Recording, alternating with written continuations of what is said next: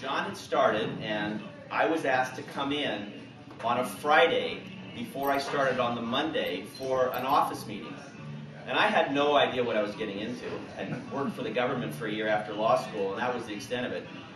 The office meeting, I arrived at the office at 11:30, and the first thing we do is we head over here. We were at that time at 216 Pine Street. When you walk out the front, and before you go out the front door, you need to look on the left-hand side. There's a little kind of cubicle area with a table there. That was reserved every Friday for L.F. Haberly. Nobody else could use it. They put a reserve sign there.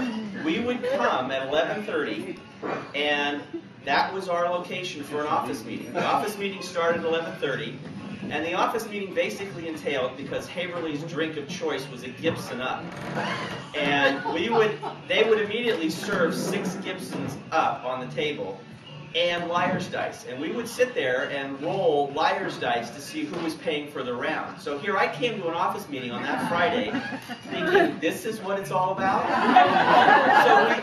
And then it goes on, because after about 3 rounds or so, 4 rounds of Gibsons rolling liar's dice, and I was horrible at liar's dice, so I usually lost. And I started off making $12,000 a year, so it was tough to do. But at any rate, we then moved in, and there was an old waiter here who's probably long since deceased, named Warner. Yeah. And Warner? Warner, yeah. Is he still around? Yeah, big tall guy. No longer around. Okay, well, God rest him. But Warner would come out, and he knew that there was no menu, sauerbraten, that was it. So I'm having sauerbraten today. But at any rate, all 6 of us would sit there and have sauerbraten and drink dark beer. Then, after that, we would go back to the little cubicle, and the bartender, Bud, remember Bud? Yeah, sure. I know very well. Is he still up or down? Down. Oh my God. The old gang is gone. May I tell you a fast story about it? My boss said, what happened to the old Here I am. And I told him, too much sauerbraten. So we would, after the sauerbraten and beer, we would then adjourn back to the same little corner. By then it's 2:30 in the afternoon or so. We have talked about cases during the course of the afternoon a little bit. Then he would Bud, the bartender, would bring out Courvoisier and a bottle. He'd just put it down on the table. And we would sit and sip Courvoisier, rolling dice to see who was going to pay for the bottle for the afternoon. And at some point, I would stagger out at 4:30, 5 o'clock, try to make my way home. Smart enough to remember that I needed to take the train, because there's no way I should drive. But that was my first day with Liberty Mutual. Not even being paid, but showing up on a Friday. So it's certainly fitting that after almost 34 years, it ends back here at Schroeder's. And, it brings back a lot of memories. And I do want to make one other comment.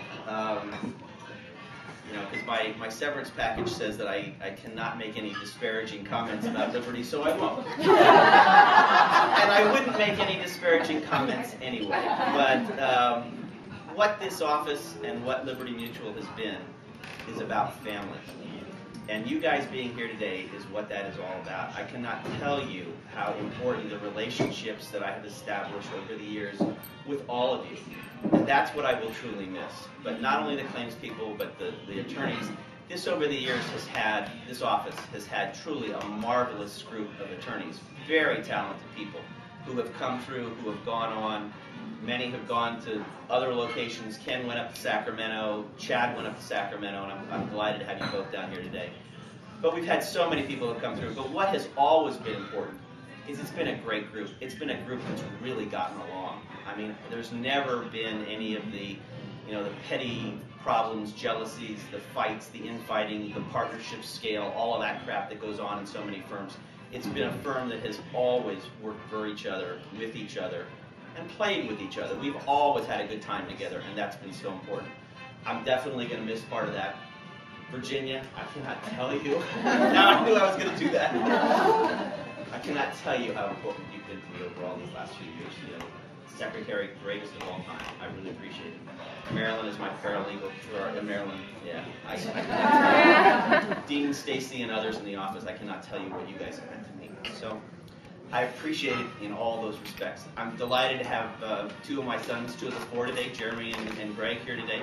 Jeremy's with AIG, so he never listened. He didn't listen to my advice. He went off into the insurance business. Gregory has made a wise decision and has stayed far, far away from me. But I appreciate both you guys coming.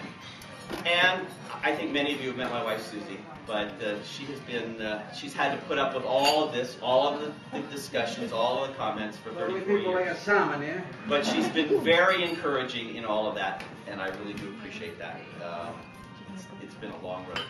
Go ahead and serve. I'm done. So, thank you all.